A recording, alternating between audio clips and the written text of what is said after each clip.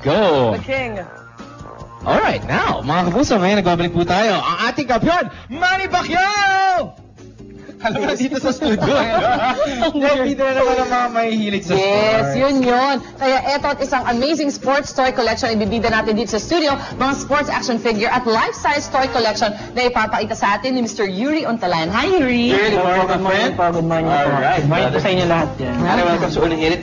Bro, ano bang dinala mo mga lesyong yan? Actually, itong sa sports, si Muhammad Ali. Of course, very Siya talaga si Cassius Clay eh. Cassius Clay. Yes. Tapos siya daw, ngayon si Muhammad Ali. Saan mo ito nakuha? Bali sa mall lang, binili ko lang siya sa mall.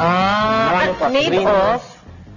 Plastic sa yung plastic, PVC plastic. Ganda. So you can, actually, ito pwede mo mabili. Parang natutulog lang. Kahit saan, meron siya, available siya sa lahat ng mga department stores, sa mga toy stores. Siguro we can dwell on the sports figures mo. Yes, oo. Sino pa aside from Muhammad Siya, Ali? ito naman. Sa Alam mo yan, si Iverson! Iverson.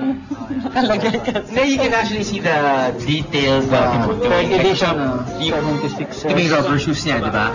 Okay. That's the... So, saktong-sakto yan na sinusuot talaga ni Joey Iverson. Alan, ano ba? Ano pa iba mong mga sports figures? Ito naman Actually, sports sa cards na siya.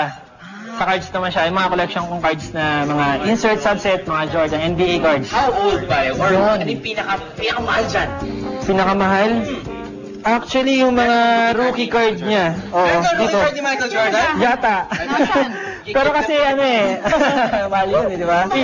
Actually kasi, tinigil ko na siya eh. Bali 97 ako nag-start mag-cards. And then natapos din ako, mga 98 na. So 1 year lang. 1 year lang. Pero marami siya. Tapos ito, yung mga medyo mahal ng konti. Di ko na alam kung anong price niya kasi wala na akong dinala natin sa Beckett. Sige, iwan mo na lang sa akin yan. Malaman natin. So, ba't mo nahiligan na mag-collect ng mga figures tsaka mga cards? Siguro ano lang, para... Wala kang girlfriend, no? Ha? Ngayon, Time na yan. Ngayon. Yan ang mga pickup. Kasi masarap mag-collect ng toys at saka ng cards. Ayun. Paano yung pag-aalagang ginagawa mo sa kanila para mag-last siya? At may bala ka ba ibenta? Actually, magbebenta din ako pag may gustong bumili. Kasi bebenta ako, gano'n. Tapos ito naman, actually collections ko talaga siya. Yung iba niya nasa bahay. Pero ano hindi mo ibebenta? Hindi ko bebenta. Siguro ito, kasi sa Japan ko pa ito binili eh. Magkano yan, pare? Ito, limited edition ng Spider-Man, Kotobukiya. Pag sinabi mo, sige pare, ilagay lang natin yun dyan. Ano? Photobukiya? Kotobukiya. Kotobukiya? Bali, sa Japan siya ginawa.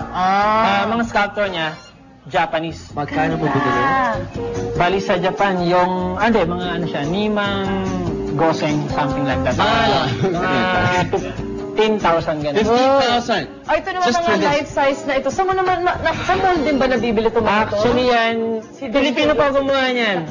Pilipino po gumawa niyan. So, sculptor namin siya. Tapos yung friend ko din. So I think ito yung ginagawa niya. Sinabi niya sa akin kanina, bumibili siya ng original. Okay. From Japan or whatever country. Tulad nito, limited Tapos edition. gagayahin nila. Kaya tayo naman mga Pilipino, di ba? Para We're mas really good mura with yung mga Pinoy. So for example, ito para magkano to?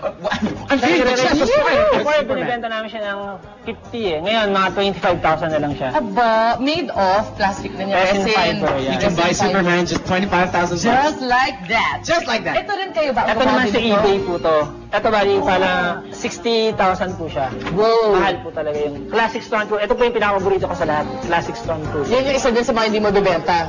Hindi, bali nagbebenta rin po. Ano bibenta? Because if you're a Star Wars fan, that's like Kasi episode 4, 5, and 6 itong Trooper na to, mas mahaba siya sa EP ni George Lucas. Kasi yung, babalikan natin yung 1, episode 1, 2, and 3, bali, iba-ibang Trooper na yun. Yung Troopers na yun. Okay. Baka if you wanna, give out your number sa mga gustong Sa mga gustong bumili ng mga toys, like Bro, this, utol ka, Mark. Kunin mo yung number, ha? you can call 0916-423-0456. That's your number. Alright. Okay, thank you so much, Yuri. Sa Thank you very pagdala mo much itong din po, precious Papa. collection mo dito sa unang hirit. Thank you. Good to have you. Amazing toy collection. Lipat naman tayo kay Mama Lynn.